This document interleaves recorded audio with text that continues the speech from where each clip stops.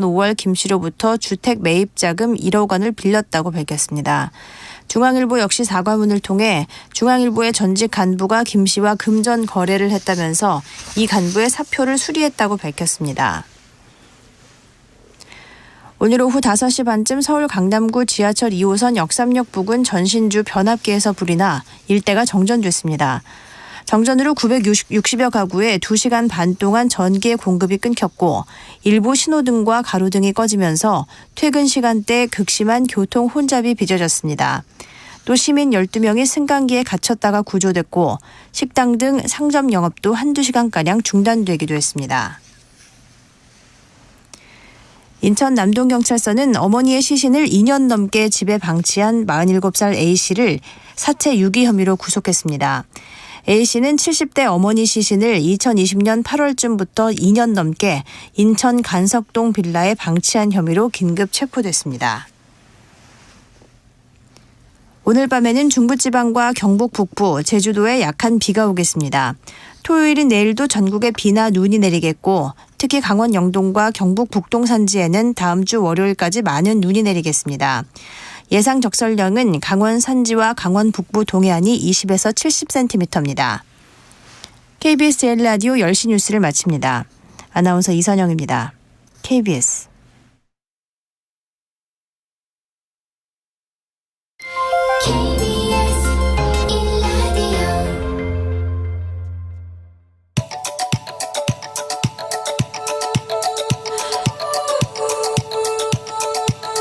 김성환의 시사야.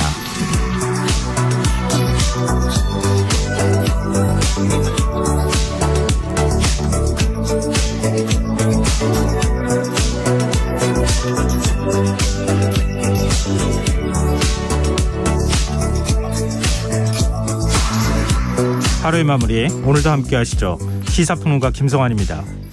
경찰청 특수본이 이태원 참사에 대한 최종 수사 결과를 발표했는데요.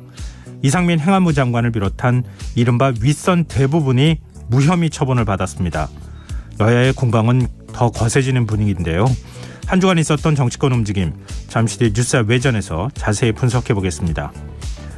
13월의 월급이라고 불리는 연말정산의 시기가 다가왔는데요. 꼭 챙겨야 하는 건 무엇인지 더 깊이 들여다보는 인터뷰 시간에 전문가와 얘기 나누겠습니다.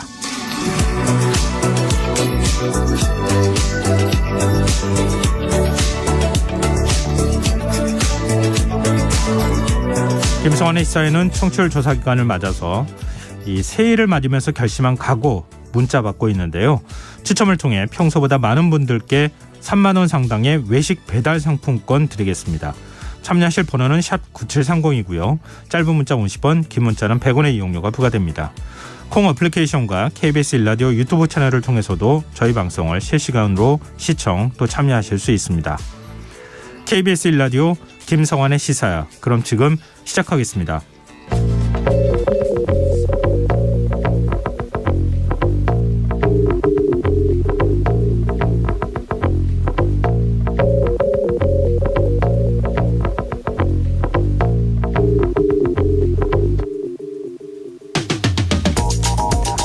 한국은행이 기준금리를 또 올렸습니다.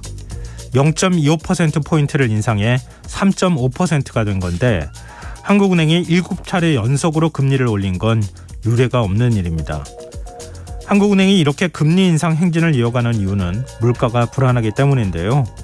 실제로 물가 상승률은 지난해 5월 이후 8개월째 5%대를 유지하고 있습니다. 지금 당장 걱정되는 건 가계의 대출 부담일 텐데요. 기준금리가 0.25%포인트만 인상돼도 가계대출자의 연간 이자 부담은 16만 4천 원가량 증가한다는 분석이 나와 있는 상황입니다. 문제는 지난 7월부터 따지면 대출자 한 명당 연간 이자 부담은 이미 200만 원 이상 늘었다는 건데요. 이런 상황 어떻게 봐야 할까요? 이런 가운데 지난해 가계가 은행에 진 빚이 사상 처음으로 감소했다는 보도가 나왔습니다. 잇따른 금리 인상이 빚부터 갚고 보자는 다급한 심리로 이어졌다고 하는데요. 한국은행은 고금리 기조 속에도 가계대출이 안정세를 유지할 것으로 내다봤지만 가계는 속에서 곪고 있는 게 아닌지 우려를 지우기 어렵습니다. 실제로 제2금융권 카드사 대출 모두 줄어든 반면 보험 중도 해지율은 늘어났다고 하는데요. 보험마저 깨서 빚 갚기에 나선 사람들이 그만큼 많다는 의미로 볼 수 있을 겁니다. 이자 부담이 늘면서 대출자들은 소득의 70%를 빚을 갚는 데 써야 하는 상황이라고 하는데요.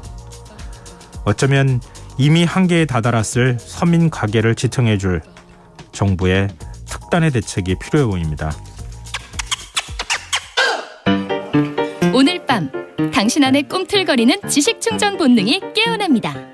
여러분의 자유탐구 영역 김성환의 시사야.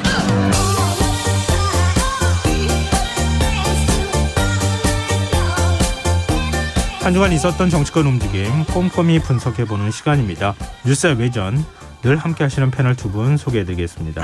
배종찬 인사이트 K 연구소장 자리하셨습니다. 안녕하세요. 안녕하십니까. 김민나 시사평론가 모셨습니다. 안녕하세요. 안녕하세요. 네, 오실 때 좀 불편하시지 않으세요? 오늘 하루 종일 안개가 그냥 짙게 낀 것처럼 그렇습니다. 이게 빈지 안개인지 구분이 안 될 정도의 날씨였어요.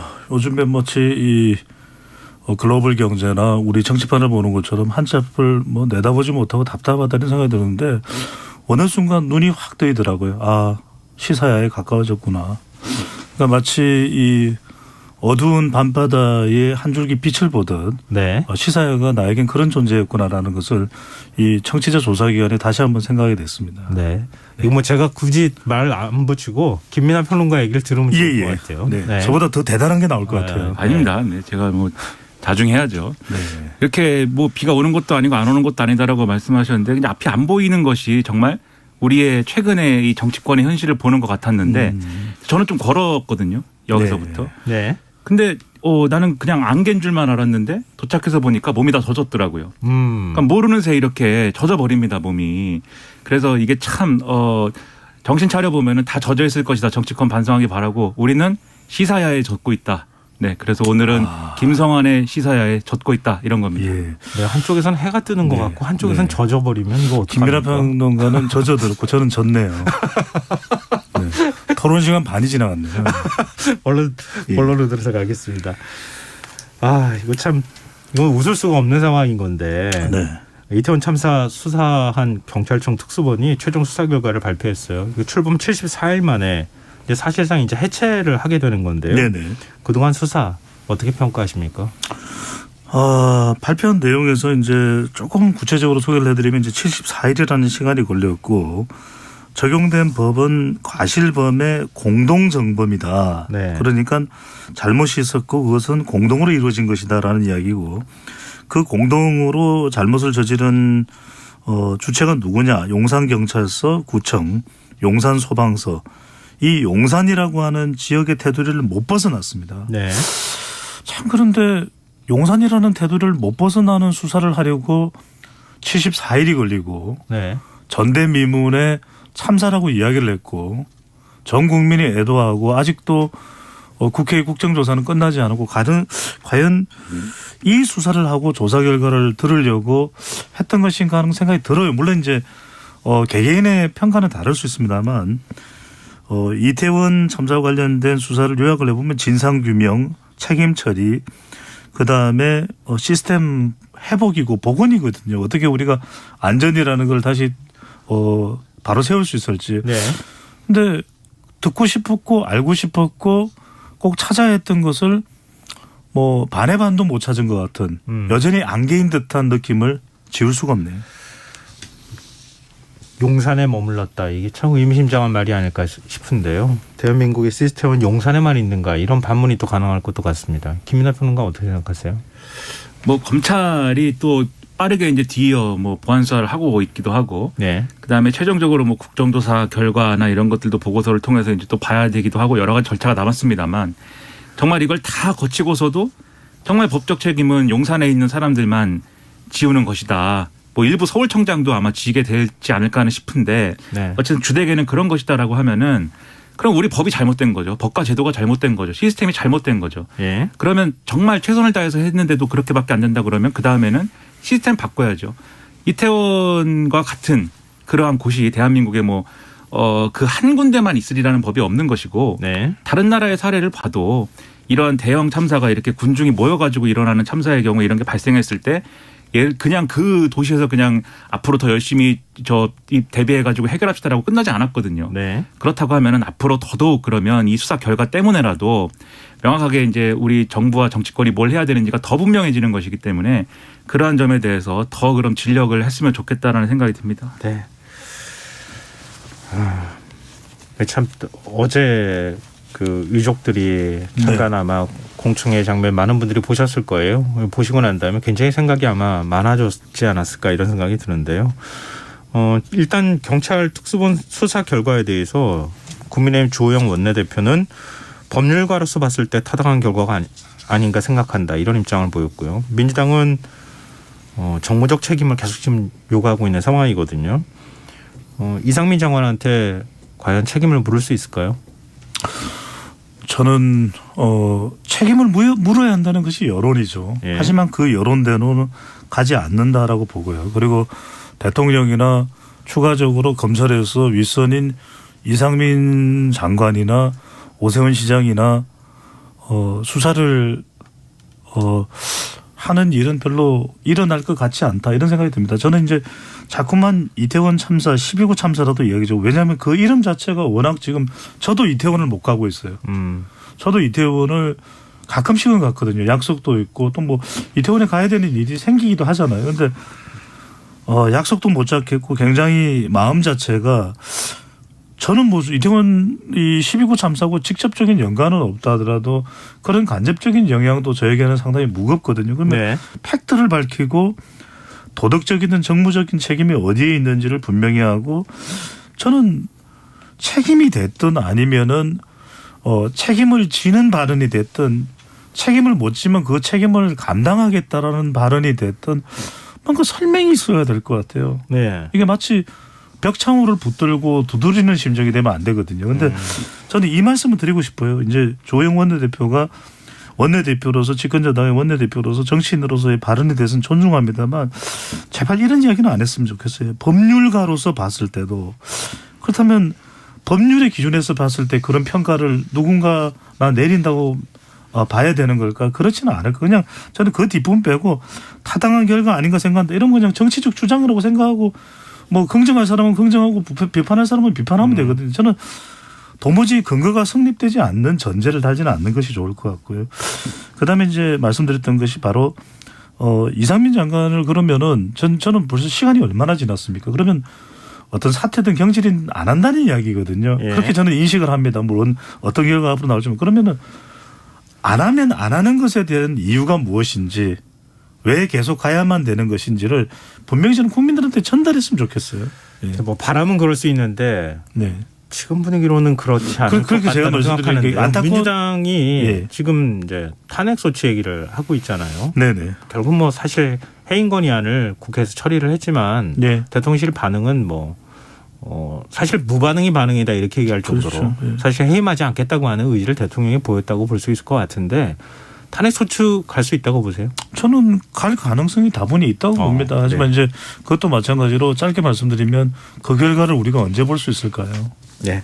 김이나 평론가께는 뭐 사실 중첩되는 얘기들이 많이 나올 것 같아서요. 이 질문을 좀 드리고 싶은데 지금 야3당이 진상수사 제대로 이루어지지 못했으니까 윗선 수사 지금 안 했던 거 아니냐 이런 얘기도 하고 있고요. 그래서 특검으로 가자 이렇게 얘기를 하고 있거든요. 이 특검으로 갈 수 있을까요? 일단은 뭐 논리적으로는 일단 검찰의 수사 내용을 봐야 되겠죠. 그래서 그것까지 미진하다 그러면은 특검을 향하는 여론이 상당히 강해질 수 있는 그런 계기가 될 텐데 네. 그런데 우리 한국 정치의 현실상 대통령이 행안부 장관에 대해서 정무적 책임이 있어야 물을 수 있는 거다라고 하는 그러한 말씀까지 해놓은 상황에서 네. 검찰이 뭐 윗선을 수사해가지고 뭘 하고 이런 것들은 제가 냉정하게 얘기해서 성과를 내기 어렵다고밖에 볼 수 없는 거 아닙니까? 일단 뭐 검찰에서 그렇죠. 사건을 받아서 지금 압수수색도 하고 있잖아요. 그렇습니다. 네. 저는 성과가 거기서 났으면 좋겠는데 네. 그래서 정말 검찰이 이러한 것도 할 수 있습니다라는 거를 보여줬으면 좋겠는데 그럴 가능성이 별로 없다는 생각부터 들어서 네. 그렇다고 하면 그 검찰 수사마저도 미진하다고 하고 특히 유가족들이 이제 뭐라고 하겠어요. 거기에 대해서 진상규명이 제대로 됐다라는 거에 대해서 설득이 되겠습니까? 그렇다면 또 야3당 입장에서는 국정조사를 추진하고 한 그런 관계성에서 어떤 기준으로 보면은 특검 얘기를 할 수밖에 없게 되는 거예요. 그러면. 네. 근데 저는 또 한편으로는 그러한 특검 주장이 나오고 국민의힘은 국정조사까지 했는데 충분하지 않냐 뭐 이렇게 나오고 대통령과 대통령실은 또 거기에 대해서 부정적인 입장을 밝히고 또 정치적인 대결 구도가 형성되고 그런 것들이 얼마나 피곤합니까? 그러면 이러한 상황으로 가는 어떤 압력, 정치적 압력을 좀 빼기 위해서라도 대통령이 먼저 나서서 대통령실이 또 나서서 이 압력을 빼기 위한 뭔가의 조치들, 그러니까 이상민 행안부 장관에 대한 인사 조치든지 아니면 어떤 언급이든지 뭔가 정치적인 행위든지 이 유가족들을 만나든지 설득하든지 설명을 하든지 그런 게 있어야 되는데 그런 것조차 안 하고 있다는 거에 대해서는 큰 책임을 느껴야 된다고 생각합니다. 네, 알겠습니다. 화제를 좀 바꿔보죠. 어제 민주당 이재명 대표가 신년 기자회견을 열었는데요. 여기에 대해서 뭐 정치권이 계속 오늘도 공방을 이어가고 있는데 조영 원내대표는 국민이 궁금해하는 것은 숱한 의혹에 대한 이재명 대표의 입장 표명이다. 그러니까 지금 측근이라고 불리는 2명이 구속 상태에 있는 것에 대해서 어떤 방식으로든 입장 표명을 했어야 되는 거 아니냐. 뭐 이런 이제 얘기를 하고 있는 거고요. 민주당 박홍근 원내대표는 여당대에 숨어서 대리청정하지 말라 이러면서 윤석열 대통령을 겨냥해서 영수회담 제안 받아라 네. 이렇게 얘기를 하고 있거든요. 지금 이 부분에 대해서 이런 상황 어떻게 지켜보고 계십니까? 저는 정치 전쟁을 하고 있다. 과연 이 전쟁이 전면전이 뭔가 생산성이 있는 국민들에게 영향가가 있는 전면전일까 싶은 생각이 들어요. 왜냐하면 네. 뭐 양쪽을 다 비판하는 양비론의 입장에서 설명드리는 게 아닙니다. 그러니까 이재명 대표에게 제일 중요한 것은 사법 리스크의 의혹을 해소해야 되겠죠. 그것이 결백하다면. 네. 그리고 검찰의 수사를 받아야 될 것이고 소환해서 출두했고 수사를 받았죠. 뭐 이것으로 충분하지는 않을 겁니다. 다른 건도 있고 계속해서 의혹이 또 불거지고 있는 것에 대해서는 사법적 대응을 해야 되겠죠. 그걸 정치적으로 정쟁화해서는 안 되겠죠. 네. 마찬가지입니다. 그러면 윤석열 대통령은 이재명 대표 영영 안 만날 겁니까? 그리고 국회 다수당의 여하튼 현재의 위치는 대표거든요. 네. 그렇다면 저는 왜 이런 말씀을 드리냐면 적어도 좀 구분을 할 필요가 있을 것 같아요. 그러니까 사법 수사를 받고 있는 것은 사법 수사를 받고 있는 것이고 윤석열 대통령이 판단하는 국정 운영에 대한 스스로의 의사결정에 기준이 있다면 그 기준은 또 기준인 것이고 하지만 국민의 입장에서 볼 때는 뭐냐면 자 경제와 관련된 것이 중요하거든요. 그러면 대통령과 국회 다수당의 대표 간에 만나서 해야 될 일이 얼마나 많을까요? 그다음에 윤석열 대통령이 말하는 그 개혁의 노동, 연금, 교육 관련된 우리 법안 처리해야 될 게 얼마나 많겠습니까? 마지막으로 중대선거구제거든요. 아니 협의 안 하고 중대선거구제든 선거개혁이든 바꿀 수 있습니까? 저는 그렇죠. 다른 거 다 떠나서 그냥 아니 각각의 진영에서는 그런 이야기 할 겁니다. 국민의힘 지지층이나 대통령 지지층에서는 왜 만나냐. 이재명 대표는 범죄자다. 또 야당의 더불어민주당 지지층이나 진보층 또 이재명 대표 지지층에서는 윤석열 대통령 일방 독주하는데 왜 만나냐. 김건희 특검법 주장해라. 저는 다 좋다 이거예요. 그래도 민생을 위해서 만나서 민생협의는 하십시오. 그거는 해야 되는 일입니다. 네, 알겠습니다. 그동안에 뭐 여러 차례 영수회담 제안이 있었는데 다시 반응이 없었던 거잖아요. 근데 이재명 대표가 좀 태도가 바뀐 것 같다는 얘기도 해요. 지금 검찰 수사를 계기로 해서 이제 뭔가 당당하게 전면에 나서서 정치를 좀 해야 되겠다. 이런 의지를 좀 피력하고 있는 것 아닌가 이런 얘기도 나오고 있거든요. 이재명 대표의 태도 변화와 함께 방금 전에 얘기 나눴던 주제까지 같이 좀 답변을 해 주셨으면 좋겠어요. 그러니까 저는 이재명 대표가 본인의 입장에 대해서 적극적으로 얘기하는 거 좋다고 생각하고요. 다만 이제 아쉬운 점은 이 뭐 언론에서도 사설이나 이런 걸 통해서 많이 지적을 했는데 측근들이 뭐 구속되고 기소되고 이런 거에 대해서는 그러니까 국민들이 이제 염려하고 우려하는 바가 있으니 거기에 대해서는 뭐라고 얘기를 하는 게 좋지 않았을까 하는 생각이 있습니다. 그래서 그런 것들은 좀 아쉽지만 어쨌든 앞으로 이런 부분들에 대해서 좀 그동안에는 좀 말을 아끼는 분위기였다면 적극적으로 얘기하는 것도 좋다고 봐요. 그리고 그거에 또 비례해서 검찰 수사나 이런 데도 이제 충실히 응하면서 이제 같이 병행을 해나간다면 국민들이 볼 때도 이재명 대표가 뭔가 뭐 이렇게 숨기거나 뭔가 이렇게 뭐 돌려서 뭐 이렇게 뭐 은폐하거나 축소하거나 그런 게 아니구나 이런 믿음을 줄 수가 있기 때문에 적극적으로 하는 거 좋은데 다만 얘기를 가볍게 하지는 말았으면 좋겠습니다. 예를 들면 오늘 같은 경우에 그 뒤에 얘기할 수 있을지 모르겠지만은 이 윤석열 정부가 내놓은 완전히 이제 일본 입장에 기울어진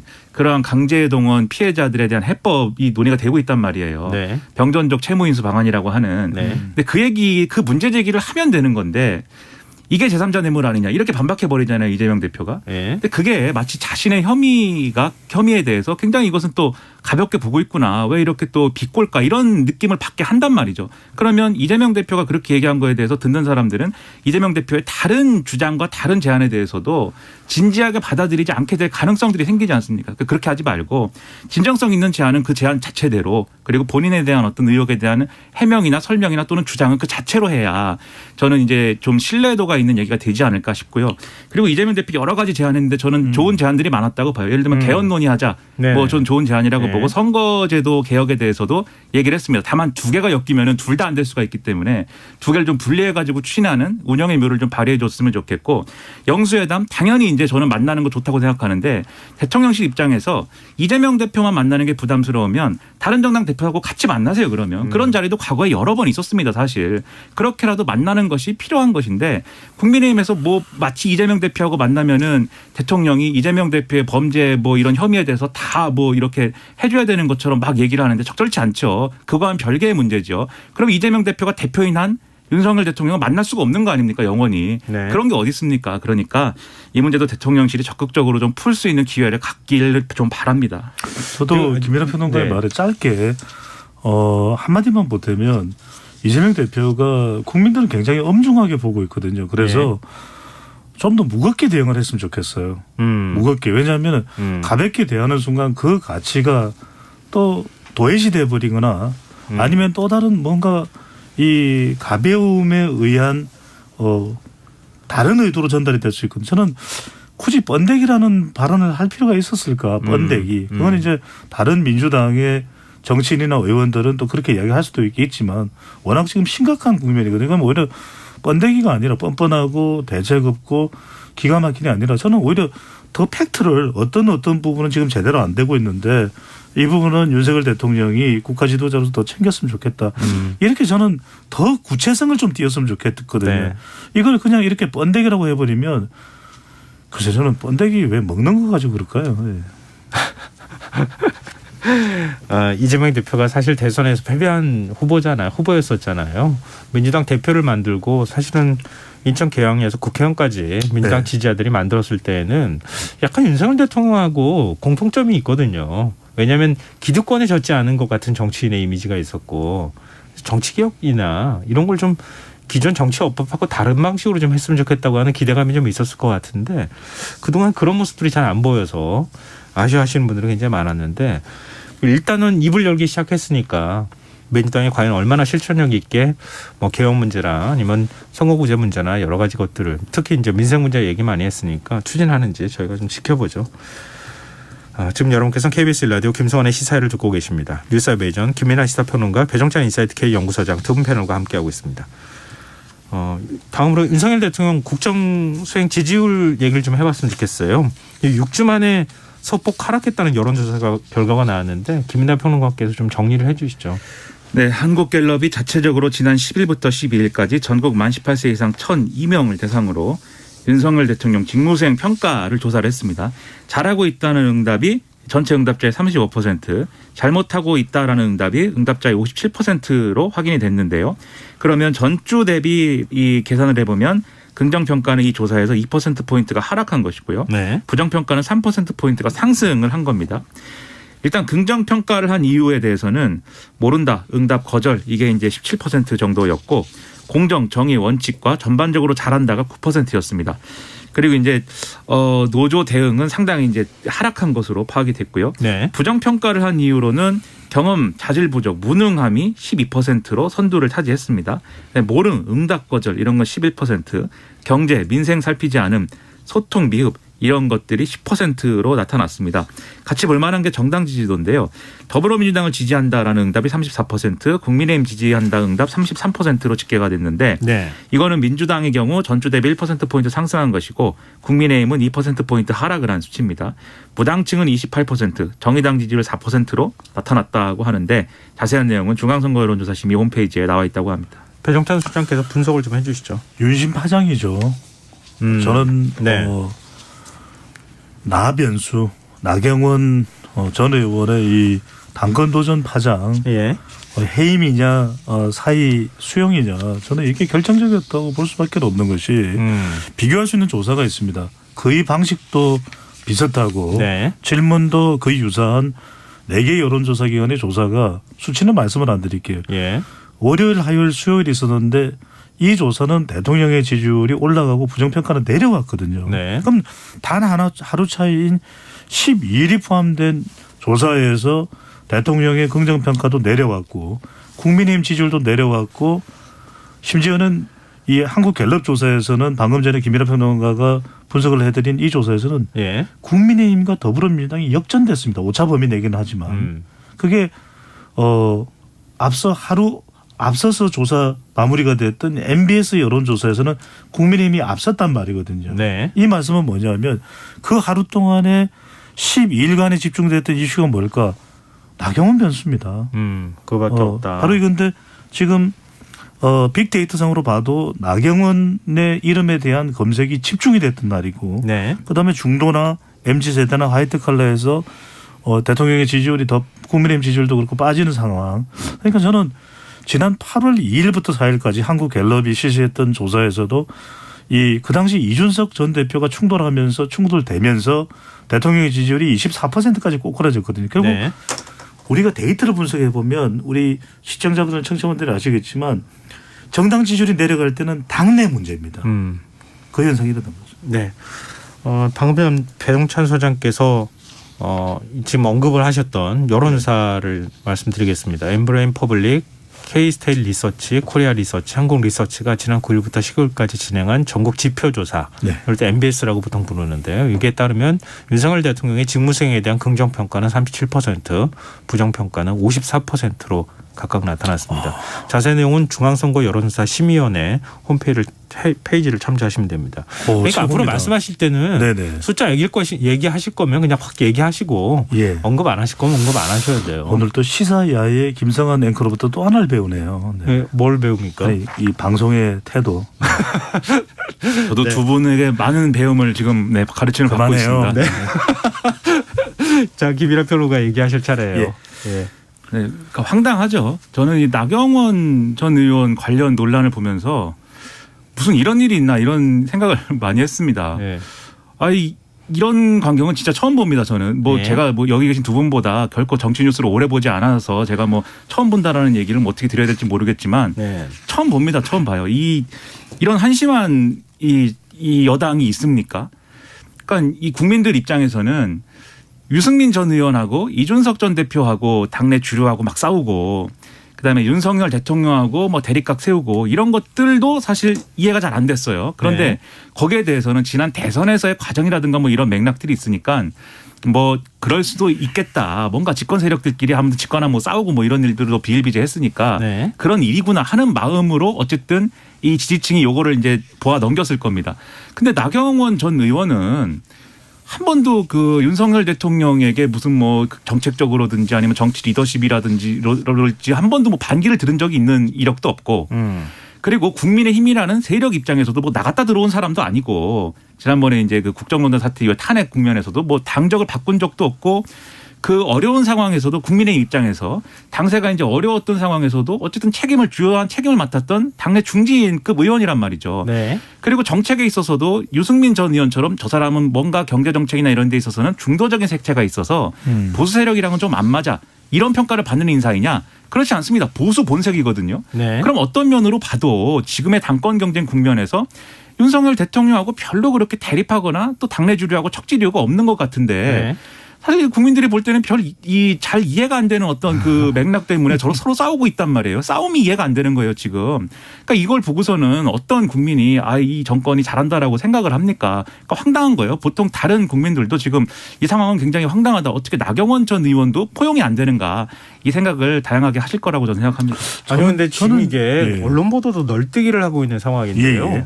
이게 지금 대통령실이 특히 이제 윤석열 대통령이 나경원 전 의원 이거 나오지 말란 뜻인가 나오란 뜻인가 대체 알 수가 없어요. 사의 표명했다 그러니까 우린 사의 표명 들은 바 없다고요. 얘기하다가 네네.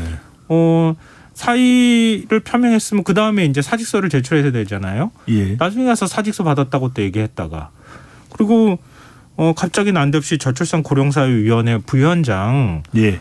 사의 표명 받아주는 것처럼 수용하는 것처럼 얘기했다가 갑자기 홍보수석이 나서가지고 해임했다. 그리고 기후특사도 해임시켰다. 이렇게 얘기해버리면 대통령실 의중이 뭡니까 도대체?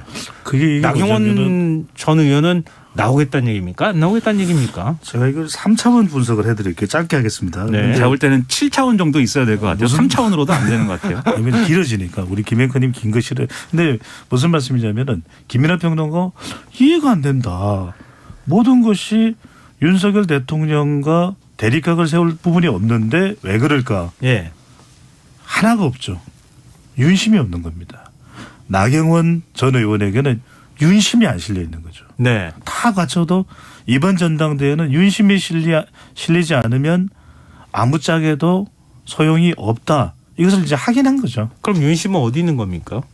그건 제 입으로 말씀드리죠. 지금 다 하시잖아요. 우리 청취자분들 다 아니 하세요. 그것까지 속 시원하게 얘기를 좀 해주세요. 장제원 의원이 저렇게 나서는 걸 보면 윤심은 김기현 아니. 의원한테 있나 봐요 이제. 네. 아니, 그리고 저는 궁금한 게 그러면 윤심의 기준은 뭔지도 궁금하고 배 소장님 그래서 이렇게 말씀- 속 시원하게 얘기해 주세요. 제가 말씀드릴게요. 궁금한 게 그래서 너무 많고 네, 이해가 안 됩니다. 두 번째는 뭐냐면 이거죠.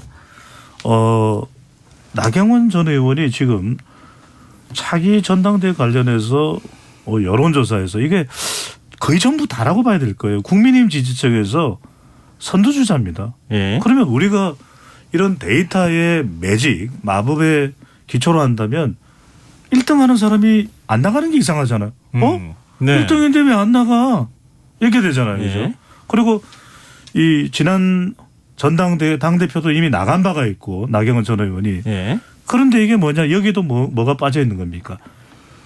국민의힘 지지층 여론조사에서 1등이 중요한 게 아니라 윤심이 더 중요하다는 거죠.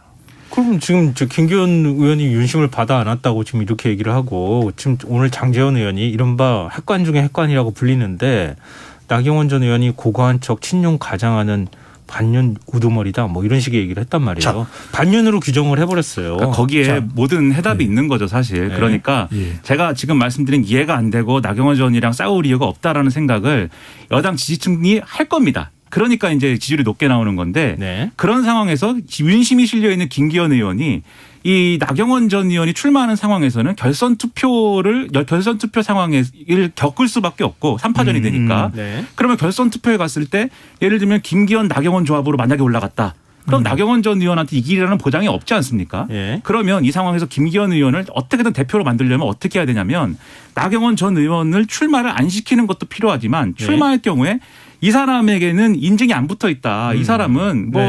뭐 이 당원들이 생각할 때 저 사람이 반윤이나 비윤은 아닌 것 같은데라는 생각이 들지 모르지만 네. 우리 KS 마크 안 붙여놓은 거다. 이거 불량품이다. 그리고 불량품이란 증거도 있다. 포퓰리스트다. 예. 저출산 대책을 막 돈 준다 그러면 어떡하냐. 아. 그 딱지를 딱 붙여놓은 거예요 지금. 예. 그래서 이 딱지를 보고 당원들에게 판단하라고 하는 겁니다. 이 사람 찍지 마시오. 그런데 이렇게 되면 대통령실이 당무에 개입을 하고 전당대회에 개입을 하고 정치적으로 이렇게 움직인다는 비판이 바로 나올 수밖에 없는 건데 이런 상황을 굳이 자초해서 문제를 풀어야 되는 거냐에 대해서 저는 큰 의문이 있는 것이죠. 아마 청취자분들이 궁금하신 게 굉장히 많을 것 같으니까요. 네네. 좀 짧게 말씀해 주셨으면 좋겠는데 예. 나경원 전 의원 전당대회 출마할 것 같습니까? 저는 어렵다고 봅니다. 아 어렵다. 예. 김민하 평론가는 어떻게 보십니까? 뭐 어렵다고 하시니까 저는 그럼 출마를 할 수밖에 없게 됐다 이렇게 얘기하겠습니다. 아니 뭐 이게 뭐 반응하는 것도 아니고 아니 왜냐하면은 본인의 의견을 얘기하세요. 반대를 위한 반대인가요? 아니 왜냐하면 나경원 전 의원의 마음에 달린 건데 그 속을 제가 뭐 어떻게 알겠습니까만 아 네네. 제가 나경원 전 의원이면 출마 그냥 합니다. 네. 아 김민하 평론가는 출마한다. 그러면은 이걸 제가 이 질문을 하나 더 네. 드리기 위해서 짧게 말씀해 주셨으면 좋겠다고 한 건데요. 그럼 윤석열 대통령실은 왜 이토록 이른바 윤심을 아는 후보를 선출해야 되겠다고 생각할까요?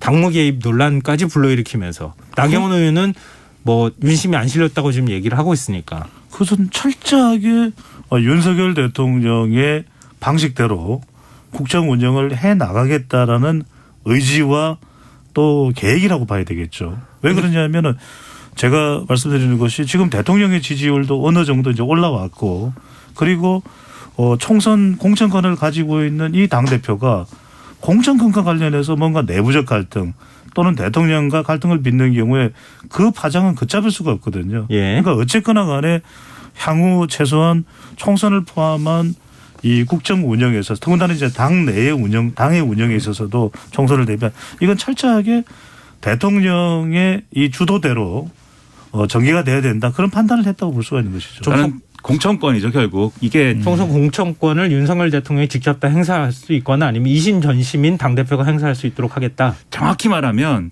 이전부터 나오던 여러 분석 중에 안철수 의원은 왜 윤심에 실리지 않는 것이냐. 국민의힘 오리지널 국민의힘 뭐 출신이 아니어서냐. 근데 그것에 대한 해석은 대권주자여서 아니냐라는 해석들이 있었던 거잖아요. 왜냐하면 대권주자는 차기를 도모해야 되기 때문에 자기 세력을 공천 과정에서 많이 배려할 수밖에 없고 자기 밑으로 줄 세우지 과연 윤심으로 줄 세우겠느냐 이런 의심이 있는 거예요. 네. 그럼 나경원 전 의원은 뭐냐.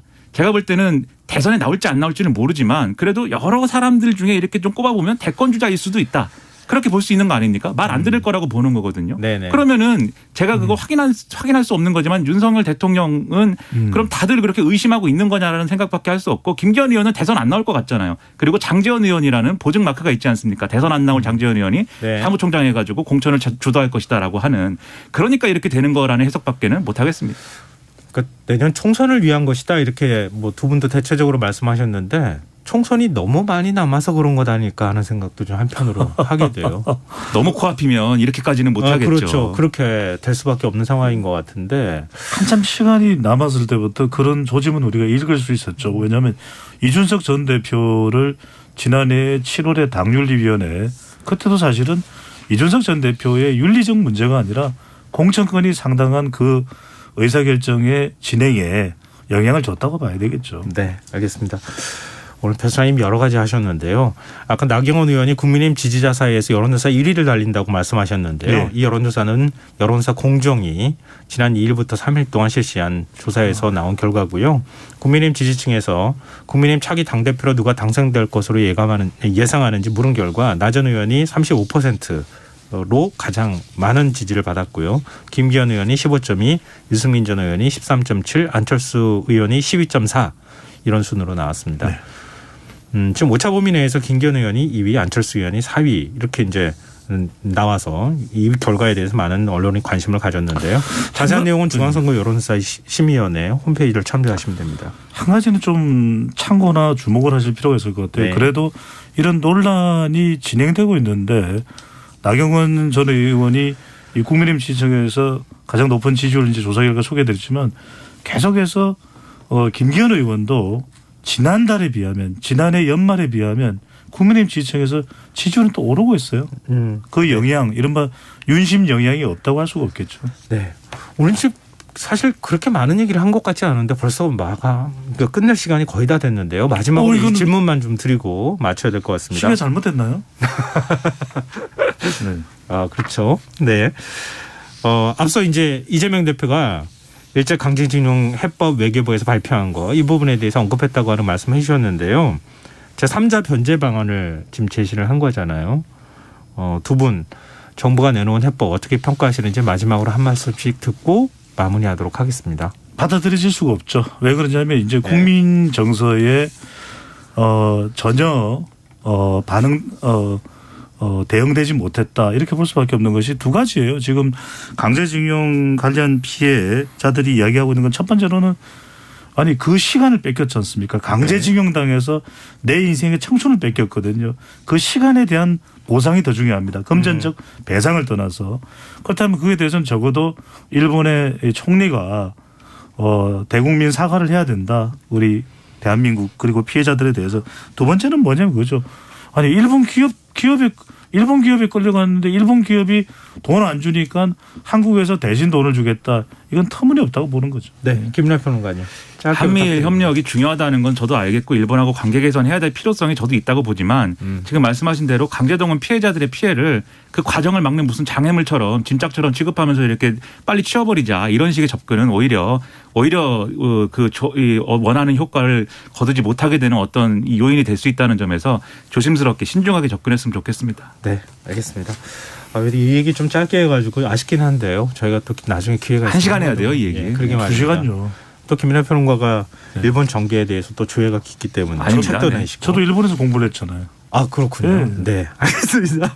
자 오늘 뉴스웨이저 여기서 마무리하겠습니다. 지금까지 김민하 시사평론가 배종찬 인사이트K 연구소장 두 분과 함께했습니다. 오늘 말씀 고맙습니다. 고맙습니다. 고맙습니다. KBS 일라디오 김성환의 시사에서는요. 청취율 조사 기간 맞아서 청취자 여러분과 소통하는 시간 마련하고 있는데요. 2023년 새해 결심 청취자분들한테 문자 받고 있습니다. 5065님 2023년부터는 숙제하듯 하루를 보내는 것이 아니라 축제하듯 하루를 보내려고 합니다. 업무든 육아든 모두 쉽지 않아서 매번 울고 허탈해 했는데 새해에는 마음의 여유 찾고 즐기기로 결심해 봅니다. 이렇게 문자 주셨습니다. 맞습니다. 축제 같은 하루하루가 되셨으면 좋겠습니다. 4914님, 제가 평소 가족들한테 장난을 많이 칩니다. 몰래 숨었다가 퇴근하고 온 아내를 깜짝 놀래키고 아이들 가방에 장난감 뱀을 넣어두기도 하고요. 아내가 아들을 한 명 더 키운다고 혀를 끌끌 차는데요. 올해는 과묵한 남편이 되기로 결심했습니다. 지금 모습도 괜찮으신데요. 네, 알겠습니다. 자, 청취자분들 문자 계속 보내주십시오. 참여하실 문자 번호는 #9730이고요. 콩 게시판과 유튜브를 통해서도 참여하실 수 있습니다.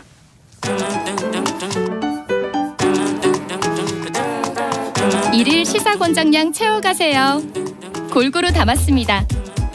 당신만을 위한 하루 시사 김성환의 시사야.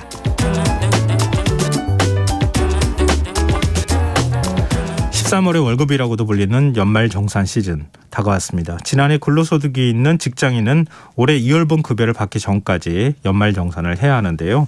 연말정산을 제대로 하기 위해서 우리가 꼭 알아야 할 것은 무엇일지 고경남 세무사 연결해서 얘기 나눠보도록 하겠습니다. 세무사님 안녕하세요. 네, 안녕하세요. 네, 연말정산 매년마다 다 직장인들은 하잖아요. 네. 근데 직장인들한테 연말정산이 뭡니까? 이렇게 물어보면은 글쎄요. 냈던 세금 돌려받는 거 아닌가요? 이렇게 얘기하실 것 같아요. 연말정산의 개념부터 좀 설명해 주시면 어떨까 싶네요. 일단 연말정산을 다른 말로 표현하면 네. 세금 정산이라고 할 수 있는데요. 네. 이 월급을 받는 근로자들은 매달 세금을 뗀 금액을 통장으로 받고 있거든요. 네.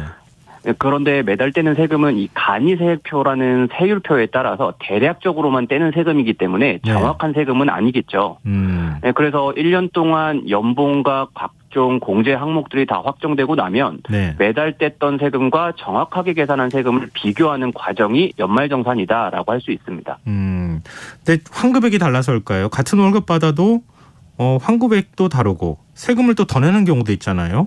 이건 왜 그렇습니까? 네. 정확한 세금을 계산을 해보니까 매달 월급에서 뗀 세금이 더 많이 납부됐다라고 한다면 예. 더 많이 납부한 세금을 돌려주는 거고요. 예. 이 매달 월급에서 뗀 세금이 정확하게 계산한 세금보다 덜 납부되어서 부족하다면 이 덜 납부된 금액만큼을 더 납부하셔야 되기 때문에 그렇습니다. 예. 근데 세금을 돌려받는 직장인이 실은 더 많다고 하더라고요. 보통 네. 얼마 정도 돌려받습니까? 이 국세청 통계 포털 사이트를 한번 보면요. 네. 지난해 기준으로는 근로자 10명 중에 7명은 세금을 돌려받은 것으로 나오고요. 예. 2021년도 근로소득 연말정산 결과로 보면은 한 1,300만 명 정도가 총 9조 2,500억 원 정도를 환급받은 것으로 나옵니다. 1인당 평균 환급액으로 따져보면 한 68만 원 정도가 집계된다고 볼 수 있고요. 적지 않은 금액이네요. 68만 원이면. 네, 적지 않은 금액입니다. 네. 근데 매년 연말정산 공제 항목이 바뀌지 않습니까? 이거 네, 아마 맞습니다. 많은 분들이 헷갈리실 것 같은데요. 올해는 네. 어떤 게 달라집니까? 총 5가지가 있는데요. 예. 우선 주거비 부담 완화의 목적으로 월세세 공제율이 변경이 되었습니다. 이 기존에는 총급여, 즉 연봉을 기준으로 5,500만 원 이하자는 12%, 예. 7천만 원 이하자는 10%를 적용해 줬는데 올해 연말정산을 할 때는 5,500만 원 이하자는 17%, 7천만 원 이하자는 15%로 상향이 되었고요. 예. 두 번째는 전세대출 원리금 상환액 소득공제 한도액이 300만 원에서 400만 원으로 100만 원만큼 증가를 했습니다.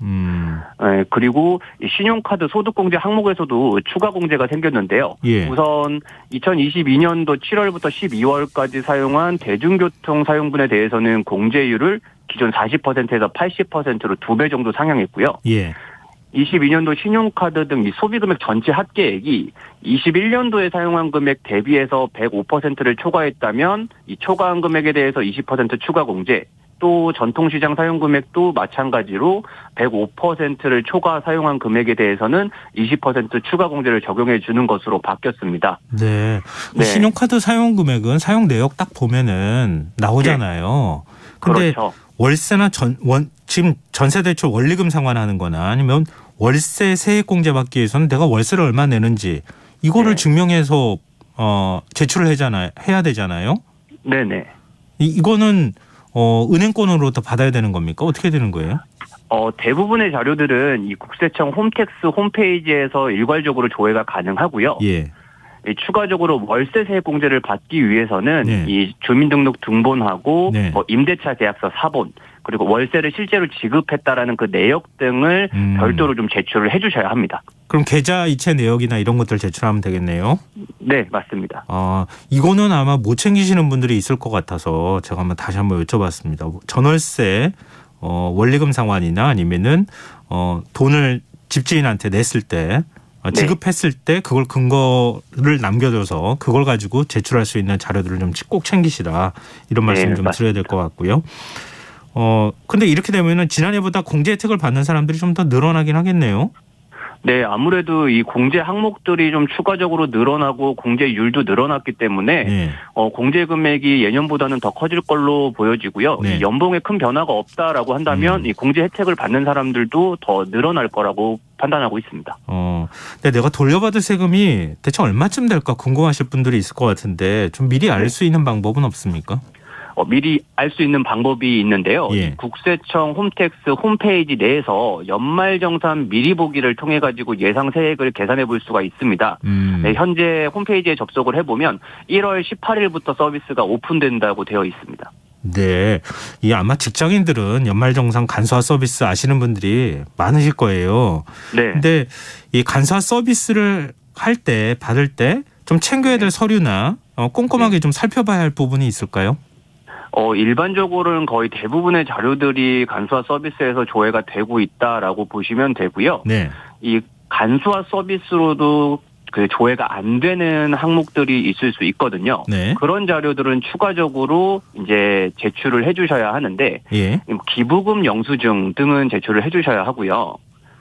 미취학 아동의 학원 체육 시설비나 또는 이제 보청기 또는 장애인 특수교육비 등은 이 자료가 좀 조회가 되기 어렵기 때문에 예. 그런 자료들은 미리미리 좀 챙기셔가지고 제출을 해주시는 게 좋습니다. 요런 거 좀 챙겨야 될 목록이 좀 정리되어 있는 건 없습니까? 국세청 홈페이지에 들어가면은 네. 그런 필요한 자료들을 확인해 보실 수가 있습니다.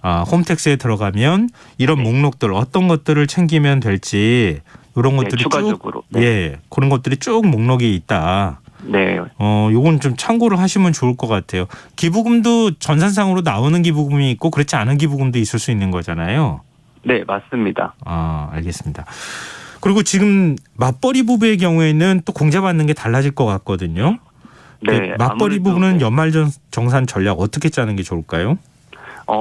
우선은 이 상대적으로 소득 금액이 큰 사람이 이 자녀 등의 이 부양가족 공제를 받아야 절세 효과가 더 크고요. 예.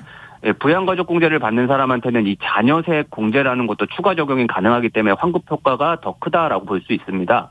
그리고 두 번째로는 이 몰아주기 사용인데요. 예. 이 의료비 세액 공제는 연봉의 3%를 초과해서 사용한 금액부터 공제가 가능하고, 이 신용카드 소득 공제는 연봉의 25%를 초과 사용한 금액부터 공제 대상에 해당하기 때문에 네. 상대적으로 연봉이 낮은 사람 쪽으로 몰아서 사용을 해야 이 최저 사용 금액을 빨리 채울 수 있다라고 볼 수가 있습니다. 일반적으로 알고 있는 것하고는 정반대네요. 보통은 네. 연봉이 많으면은 네. 연봉 많은 사람이 신용카드를 많이 사용하는 쪽으로 몰아주면 그러면 공제를 더 많이 받을 거라고 생각하잖아요. 공제를 더 많이 받을 수도 있는데, 예. 가족을 기준으로 했을 때 가족의 소비 생활 금액이 적다라고 한다면은 이 최저 사용 금액을 빨리 채우기가 어렵기 때문에 연봉이 낮은 쪽으로 몰아주는 게 좋고요. 만약에 그 가족이 생활할 때 사용하는 그 소비 금액 자체가 굉장히 많이 사용한다라고 하면 예. 지금 말씀하신 것처럼 오히려 환급을 더 많이 받을 수 있는 사람 쪽으로 몰아서 사용해서 더 많이 받는 게 유리할 수 있겠죠. 그럼 맞벌이 부부 말고요. 네. 만약에 결혼하지 않았거나 혼자 네. 사는 경우도 있을 수 있잖아요. 네. 그런 경우에는 어떤 것들을 좀 챙기면 좋을까요? 아무래도 이제 단독 생활을 하시는 분들 같은 경우에는 예. 기본적으로 이제 보통 사회 초년생 분들이 많이 계시는데 예. 이분들은 연말정산할 때 사실 공제를 받을 수 있는 항목들이 많지가 않습니다. 그래서 아까 말씀드렸던 것처럼 뭐 주택 관련된 비용으로 월세 세액 공제를 좀 활용하고 싶다라고 하시면 월세 세액 공제 자료들을 좀 잘 챙기시고요. 네. 아니시면은 이제 뭐 그 연금저축 등을 통해 가지고 저축을 하면서도 세액 공제를 받을 수 있는 그런 상품 등을 활용하시는 게 좋겠죠. 네. 연말정산하면서 다음에는 어떻게 절세를 할 건지 미리 좀 설계를 해야 된다고 하더라고요. 네. 미리 알아두면 좋을. 올해 뭐 지난해 걸 이제 정산을 하는 거지만, 네. 근데 내년에 또 정산을 해야 되는 상황이잖아요. 네. 이렇게 도움이 될 만한 연말정산 좀 꿀팁이 있다면은요. 일단은 제일 첫 번째로는 제일 처음에 말씀드렸던 것처럼 신용카드 생활 소비 금액 자체를 누구에게 몰아서 사용할지는 연초부터 계획을 세우시는 게 가장 좋고요. 네네. 그리고 이제 두 번째는 개인적으로 말씀을 드리는데 그 매달 떼는 세금을 80%만 뗄 수 있게 신청을 할 수가 있습니다. 이 결국 연말정산은 더 낸 세금을 나중에 돌려주는 제도인데 네. 돌려줄 때 이자를 쳐서 주는 건 아니거든요. 예. 따라서 지금 덜 내고 덜 돌려받는 게 좋다라는 말씀을 드릴 수 있고요. 잘 모르시는 것 중에 하나가 그 기프티콘을 받으셨을 때 이 기프티콘을 사용하지 않으면 그 현금 영수증 처리가 어렵거든요. 예. 따라서 기프티콘으로 뭐 생일 선물 등을 많이 받는 분들은 이 기프티콘을 사용하시면서 현금 영수증 처리를 꼭 하셔야지 이 신용카드 공제 금액 대상에도 해당이 된다라고 볼 수 있습니다. 근데 말씀하시는 가운데요. 덜 내고 덜 받는 방법 말씀해 주셨잖아요. 예. 더 내고 더 받는 방법하고는 어떤 차이가 있어요?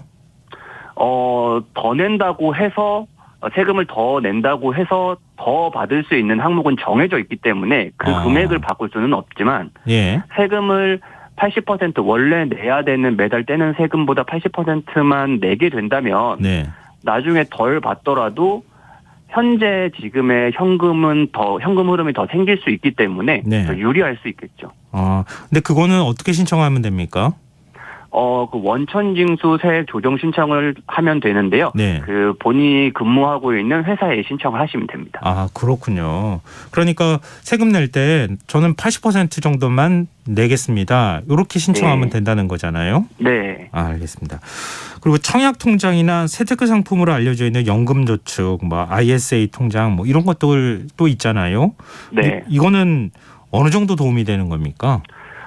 일단 가장 그 세액공제 항목으로서 제일 많이 환급을 받을 수 있는 부분이 그 연금저축 부분인데요. 네. 이 연금저축과 퇴직연금 계좌 IRP에 불입한 금액은 이 700만 원을 한도로 해서 최대 16.5%까지 세액공제가 가능하거든요. 네. 그러면 최대 금액으로는 한 115만 5천 원 정도를 돌려받을 수 있게 되고요. ISA라는 통장에는 납입한 금액이 공제 대상은 아니긴 하지만 네. 이 만기된 ISA 계좌 금액을 연금 계좌로 이관을 하면 이 300만 원을 한도로 해서 또 추가적으로 16.5%를 공제받을 수 있기 때문에 49만 5천 원까지 또 더 돌려받을 수 있게 됩니다. 그래서 그 노후자금과 세액공제를 둘 다 챙기실 수도 있다라고 볼 수 있습니다. 네, 알겠습니다. 근데 세금 얘기는요. 들을 때마다 이거 어렵긴 한데 아무튼 좀 관심을 많이 가져야 될 것 같습니다. 오늘 말씀 고맙습니다. 네, 감사합니다. 네, 지금까지 고경남 세무사였습니다. KBS 라디오 김성환의 시사 1부 순서 여기서 마무리하고요. 전 11시 정각 2부에 다시 오겠습니다.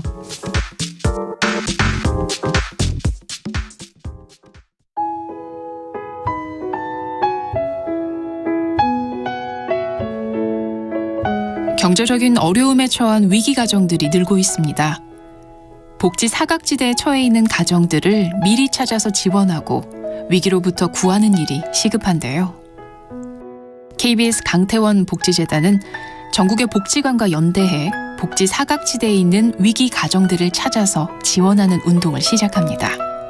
생활고로 인해 소중한 생명과 가정이 파탄나는 비극이 다시는 일어나지 않도록 이 일에 함께해 주십시오. 지역 복지 전문가로서 누구보다 위기 가정을 잘 찾아낼 수 있는 복지관과 관계자 여러분들의 많은 참여를 기다리고 있습니다. 지금 바로 KBS 강태원 복지재단 홈페이지에서 신청해 주세요. KBS 강태원 복지재단.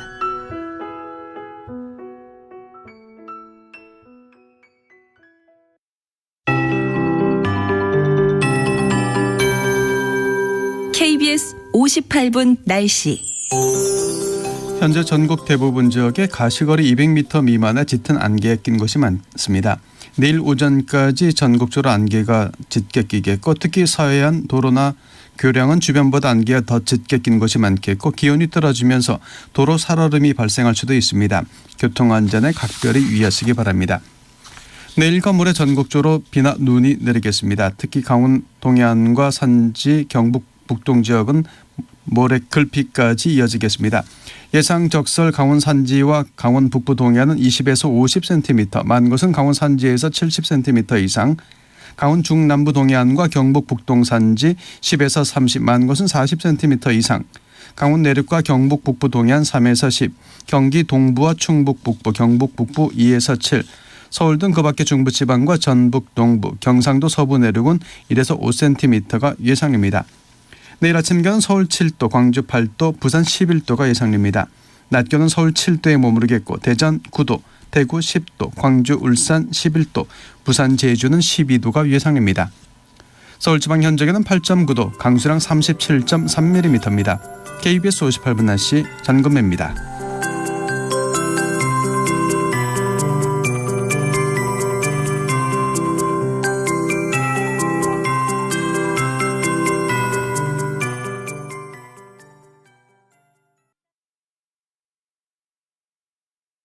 정성을 다하는 국민의 방송 KBS가 11시를 알려드립니다.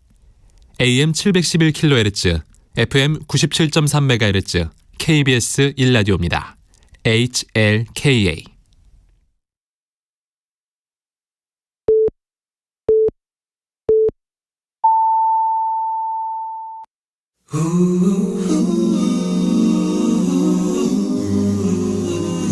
이 밤 그냥 보내긴 아쉬우니까요.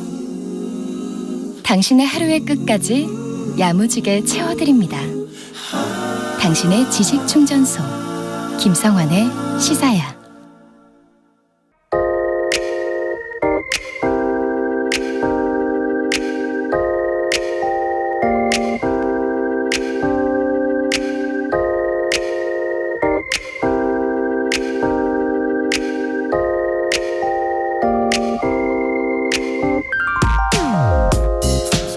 자연현상 중에 경외심이 들게 하는 걸 꼽으라면 어떤 게 있을까요? 거대한 폭풍을 동반한 태풍? 글쎄요. 경외심보다는 오히려 불안과 공포에 더 가까운 감정을 불러일으키게 했죠. 그럼 그럼 어떤 게 있을까요? 비가 그친 뒤 하늘에 나타나는 무지개는 어떨까요? 아름다운 빛깔의 옷을 입고 잠시 하늘을 수놓았다 사라져 신비로움마저 자아내니 경외심이란 표현이 잘 어울리겠네요. 그렇다면 전 세계 무지개 명소인 하와이만큼 한반도에 자주 무지개가 뜬다면 어떨까요? 정말 진짜 그렇게 되면 좋겠다. 아마 이런 반응 보이실 분들이 많으실 텐데요. 놀라지 마십시오. 미국 뉴욕대와 하와이대 연구진의 무지개 증감 예측에 따르면 2100년쯤 한반도에 무지개가 뜨는 날은 지금보다 20일에서 40일까지 늘어날 거라고 합니다. 현재 무지개 발생 일수는 50일에서 100일 정도인데 여기서 40일이 더 늘어나면 진짜로 하와이처럼 무지개 명소가 되는 셈입니다. 기대가 되신다고요? 잔뜩 바람을 넣은 뒤 풍선을 터뜨린다고 타박하실지 모르겠는데요. 무지개가 자주 뜨는 게 그리 반가운 일은 아니라고 합니다. 무지개가 생기려면 날씨 변덕이 심해야 한다고 합니다. 하늘에 구멍이라도 난 것처럼 폭우가 쏟아지다가 갑자기 쨍 하고 햇볕이 나야 무지개를 볼 수 있는 거죠. 하와이나 동남아시아 지역 같은 열대 지방에서 무지개가 자주 관찰되는 이유가 바로 이 때문입니다. 그럼 2100년 한반도 기후는 어떻게 변한다는 것일까요? 아무래도 슬며시 불안한 마음이 드실지 모르겠는데요. 온실가스 배출과 도시의 무분별한 개발의 영향으로 지금보다 훨씬 더 더워지고 기후변화도 극심해질 거라고 합니다. 사실 이 소식을 발견할 수 있었던 것도 이 기사 제목 덕분이었습니다. 무지개야, 자주 뜨지 마. 서기 2100년 무렵 우리 후손들은 하늘에 뜬 무지개를 보고 아름다운 풍경에 대한 경외심보다는 불쾌한 감정을 느끼며 지구 환경을 훼손한 선조들 탓을 할지도 모르겠습니다. 지금까지 오늘의 발견이었습니다.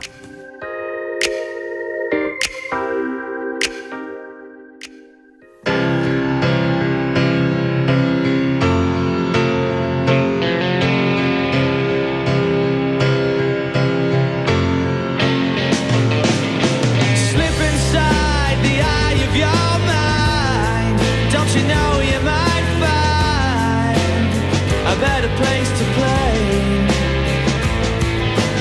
You said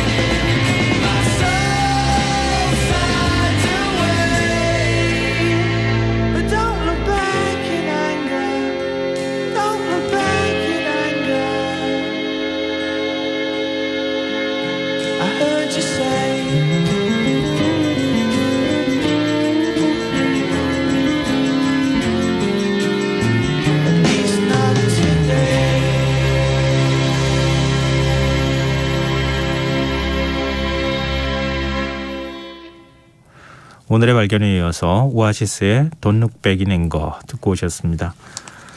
김성환의 시사는 청취율 조사 기간 맞아서 작은 이벤트 진행하고 있는 거 알고 계시죠? 이번 주는 2023년 새해를 맞아 꼭 이루고 싶은 게 있다면 무엇인지 청취자 여러분들의 새해 각오, 결심 문자 받고 있는데요. 7540님, 올해는 하루에 3가지씩 감사한 것들을 꼽아보려고 합니다. 무기력한 마음이 커서 조금 더 활기차게 한 해를 보낼 수 있게 노력해 보려고요.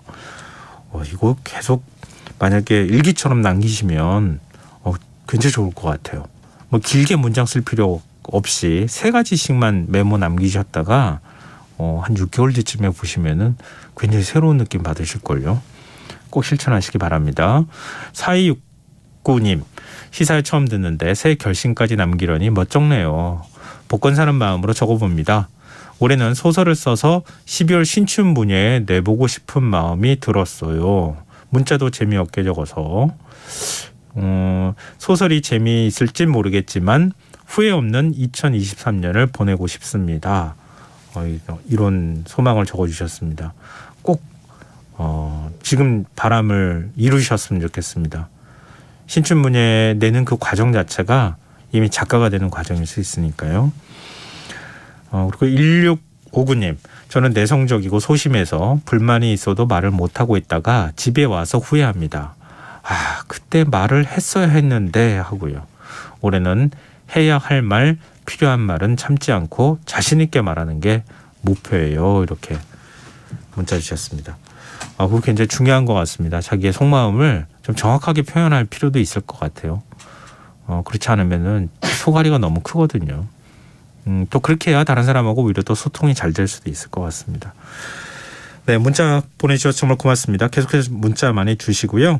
또 저희가 청취율 조사 기간 추첨을 통해서 평소보다 많은 분들께 3만 원 상당의 외식 배달 상품권 선물로 드리고 있는데요. 참여하실 문자 번호는 샵9730이고요. 짧은 문자 50원, 긴 문자는 100원의 정보 이용료가 부과됩니다. 폰 게시판 KBS 라디오 유튜브 채널을 통해서도 무료로 참여하실 수 있습니다.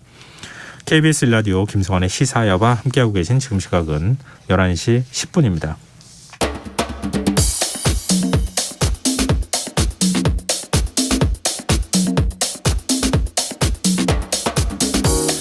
오늘 일어난 세상 곳곳의 소식들 당일 배송으로 전해드립니다. 밤참 뉴스 이영경 뉴스캐스터 나와 계십니다. 안녕하세요. 네, 안녕하세요. 네, 오늘 날씨 되게 꿀꿀하다 그래야 되나요? 좀 그랬죠? 아니 약간 너무 종잡을 수가 없어가지고 비가 오려면 계속 비가 오든지 아니면 비가 많이 오려면 많이 오든지 지금은 거의 분무기 수준의 비가 내리고 있어서 오락가락하네요. 예. 좀 한편으로 답답한 마음이 드는데, 근데 제주도와 남해안은 여기 이쪽 서울 수도권 지역 중부지방하고 완전히 분위기가 다른가 봐요. 네. 3년 만에 1월에 폭우 때문에 호우 때문에 전국에 피해가 잇따르고 있습니다. 네. 이 낙엽에 배수구가 막혀서요. 침수된 일부 도로가 통제가 되기도 했고 비바람이 너무 강하게 불어서 항공기 운항이 일부 차질을 빚고 있습니다.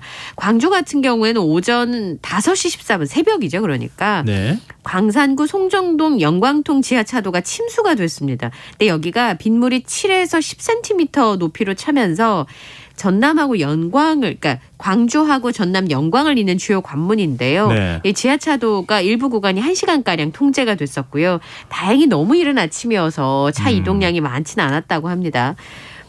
제주 같은 경우는 비가 많이 내렸습니다.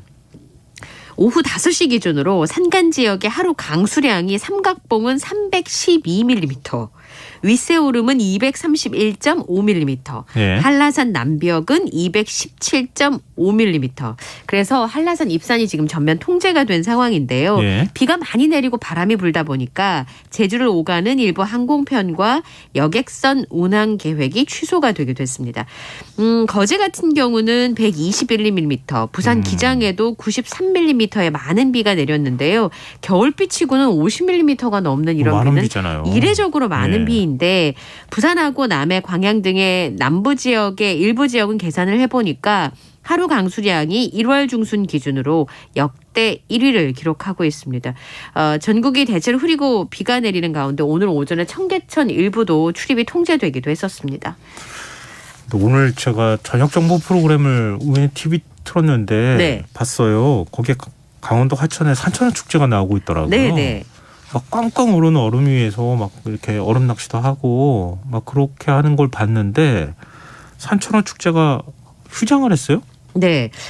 대표적인 화천에 진짜 1년을 준비하잖아요. 이 축제 아시다시피. 네. 사실 겨울에만 한다고 해서 겨울만 준비를 하는 게 아니라 그 주민들에게는 1년에서 가장 크고 중요한 행사이기 때문에 참 오랫동안 준비를 했고 네. 또 하나는 3년 동안 제대로 열리지를 못했잖아요. 아, 그렇죠. 그래서 제 코로나 주변에도 때문에. 가고 싶어 하시는 분들이 굉장히 많았었는데요. 굉장히 많이 갔더라고요. 예, 그래서 겨울 폭우 때문에 하루 휴장하기로 결정을 했습니다. 아, 하루 임시 네. 휴장? 아. 새벽부터 비가 내렸는데 그게 얼어붙어서 축제장의 통행로와 계단에 빙판이 생기는 바람에 네. 관광객들 안전사고가 우려되기 때문인데요. 오전에 현장 점검을 하고 나서 이제 그 눈 조각도 100m짜리를 만들었는데 네. 그것도 다 씌우는 작업들을 진행을 하고 있습니다.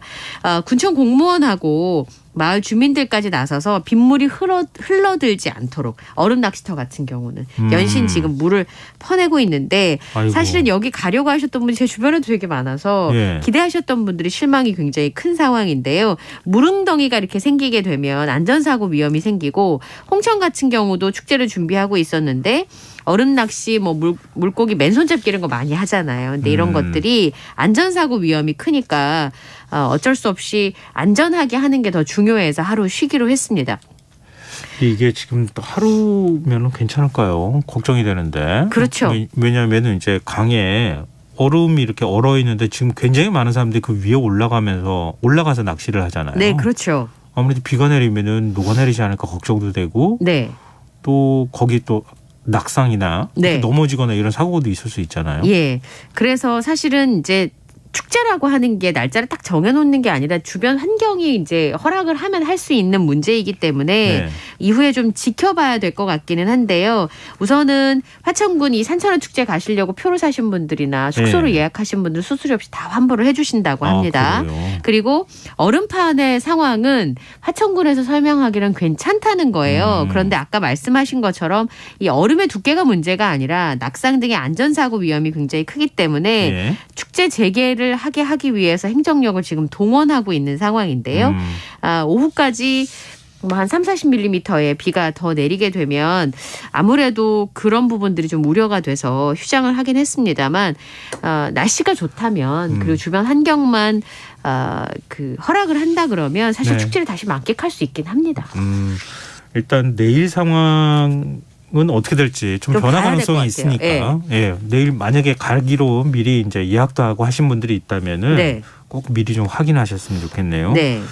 그리고 오늘 내린 비가 정말 남해안이나 호남 지역이나 이런 데 단비가 되겠어요. 네. 그동안 가뭄이 너무 심해가지고. 그러니까 완전히 해결은 안 되겠지만 그나마 이렇게 단수나 뭐 이런 것들을 좀 늦출 수 있는 정도는 충분히 될 것으로 보이는데요. 예. 원래 광주 전남 지역의 경우에는 생각만 해도 걱정스러운데 3월 1일부터 제한급수를 고려하고 있었습니다. 왜냐하면 가뭄이 너무 극심하기 때문이었는데 그런데 단비가 내려준 거죠. 전남 광양만 해도 87.5mm, 경남 거제가 108.9mm의 비가 내렸는데 아까 말씀드린 것처럼 1월 중순에 내린 비의 양으로는 정말 최대치였습니다. 네. 63년 만에 가장 많은 비가 내렸다고 볼 수 있고요. 다행히 내일까지 남부지방에는 최대 예. 40mm의 비가 더 내릴 것으로 예상을 하고 있습니다. 충분하진 않아도 농작물들이 좀 자랄 수 있고 또 아까 제한급수 예. 같은 걸 좀 미룰 수 있을 정도의 비가 내린 것으로 보이는데요.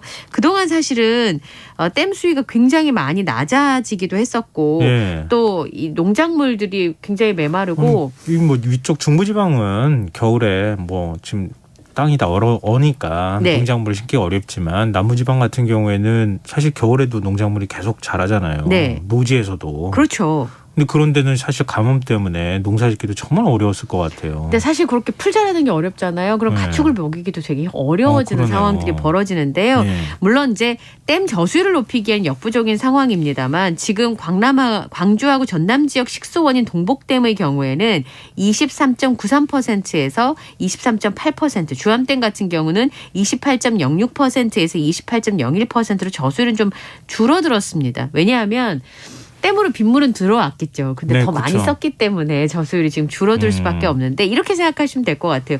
더 많이 줄 건데 좀 적게 줄었다고 보시면 될 것 같습니다. 지금 가뭄 상태가 굉장히 어려운 상황이어서요. 아마 댐까지 유입될 때까지는 3, 4일 정도가 더 걸릴 거라고 하네요. 그래도 그게 어딥니까? 그러니까요. 이 정도 비라도 내렸으니 참 다행이다 이런 생각이 드는데 네. 그래도 또 봄까지 나야 되는 상황이니까 네. 그래도 아직 부족하니까 조금 더 내렸으면 좋겠다. 그러니까요. 예, 그랬으면 좋겠네요. 그동안에 너무 바짝 말라가지고 산에도 뭐 웬만큼 비 내려가지고는 네. 또 물이 흐르지도 않는다 이런 얘기도 나오니까요. 네. 근데 주말 날씨는 어떨까요? 주말에는 이제 비나 눈 소식이 있을 것으로 보이는데요. 네. 남해안과 제주도에는 오늘 밤까지 최고 60mm의 비가 더 내릴 것으로 예상이 돼서 아주 극심한 가뭄 해갈에는 조금은 도움이 될 것으로 보이고요. 주말에는 또 다른 저기압이 들어오면서 비나 눈이 내릴 것으로 보입니다. 게다가 북쪽에서 찬 공기가 내려오고 남쪽에 따뜻한 공기가 만나서 중부지방을 중심으로 해서 눈구름이 발달될 가능성이 있습니다. 특히 영동지방은 강한 돌풍이 불 것으로 예상이 되는데요. 야, 이거 비 끝나고 나니까 폭설 이걸 어떻게 감당해야 될지 모르겠는데 영동 지방에는 주말부터 폭설이 예상이 되고요. 그다음에 다음 주 월요일까지 최고 70cm 이상의 많은 눈이 네. 내려서 쌓일 것으로 보입니다. 그리고 경기 동부 지역에는 최고 7cm, 서울을 비롯한 그 밖의 수도권에는 1에서 3cm의 눈이 내릴 가능성이 있습니다. 영동 지방에는 다음 주 월요일까지 눈이 많이 내린다고 제가 말씀드렸는데 네. 이런 경우에는 충분히 재해가 될 수 있기 때문에 시설물 붕괴나 교통사고 고립 등의 피해에 대해서 철저히 대비하셔야겠습니다. 네. 알겠습니다. 제가 굳이 따로 말씀 안 드려도 많은 분들이 네. 날씨 얘기 듣고 좀 미리미리 준비를 좀 하셔야겠다 이렇게 생각하시지 네. 않을까 싶네요. 다음 뉴스로 넘어가 보겠습니다.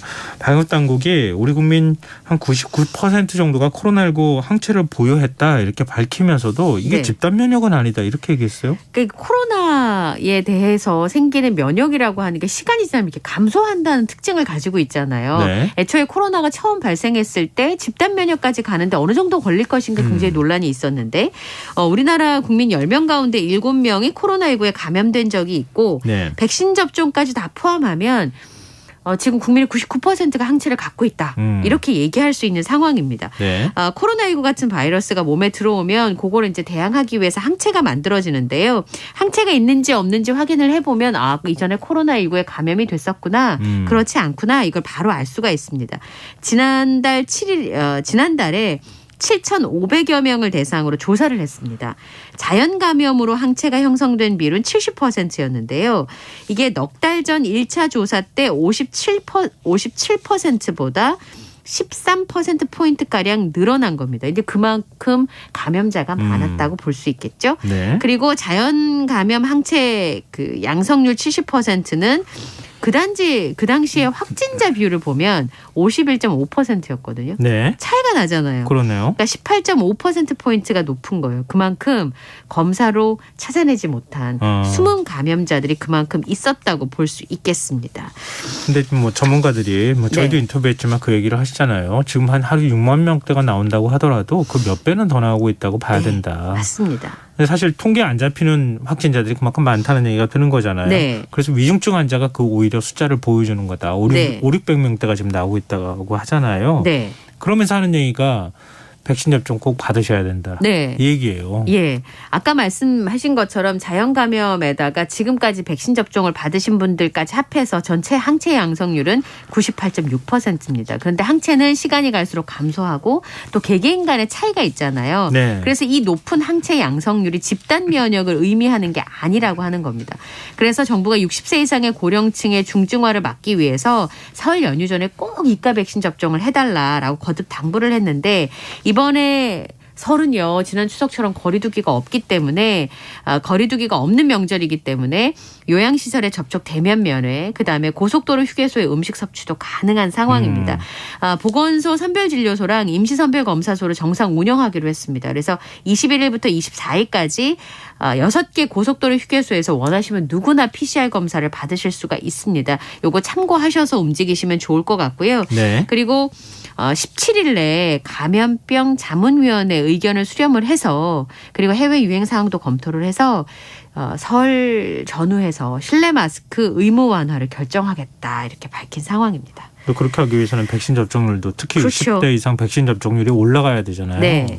네, 아직 접종률이 이렇게 높다고 얘기가 안 나오고 있어서 40%가 지금 안 된다고 하잖아요. 네, 그렇습니다. 좀 접종을 많이 받으셨으면 좋겠습니다. 이번 설 또 무사히 나야 되는 거니까. 그럼요. 그래야지 봄을 제대로 맞을 수가 있을 네, 겁니다. 중국에서 한국의 코로나 상황과 관련해서 특히 이제 중국인의 방역과 관련해서 네.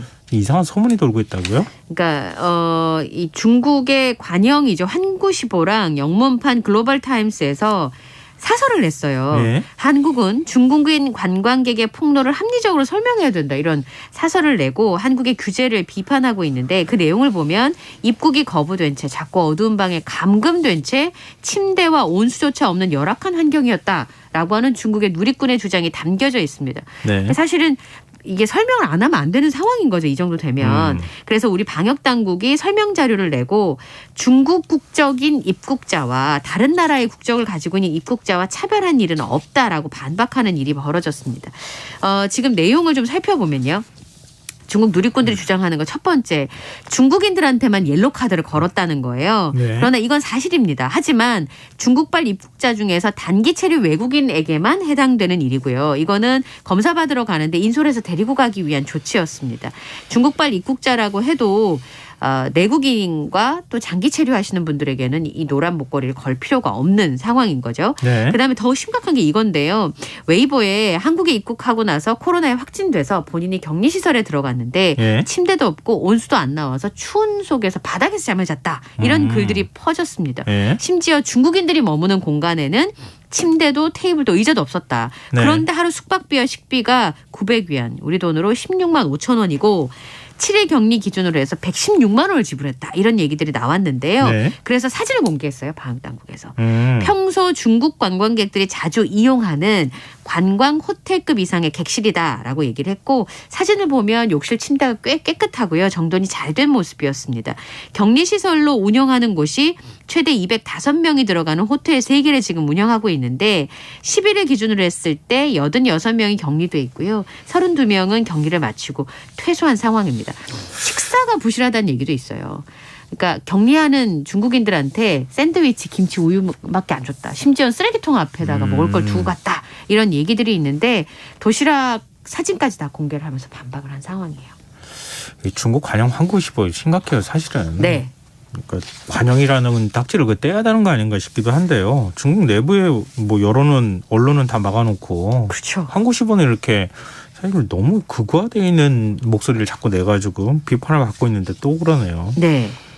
우리가 안 그러면 되죠. 네.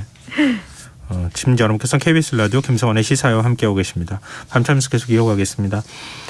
요즘 직장인들이 요즘 바깥에 외식하기도 가격이 비싸고 어려워요. 하니까 구내식당 네. 많이 이용하실 텐데 네. 구내식당이 많이 사라지고 있다고요?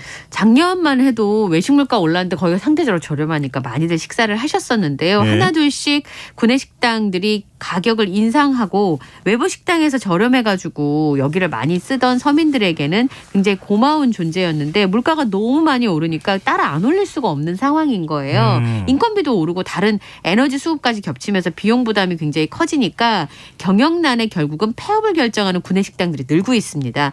작년 10월 기준으로 전국의 구내식당이 18,300여 곳이었는데 네. 코로나 이전과 비교하면 16%, 3,300곳이 넘게 줄었습니다. 특히 서울 같은 경우는 같은 기간에 3,906곳에서 3,022곳으로 줄였는데요. 퍼센티지로 따지면 23%가 문을 닫았습니다.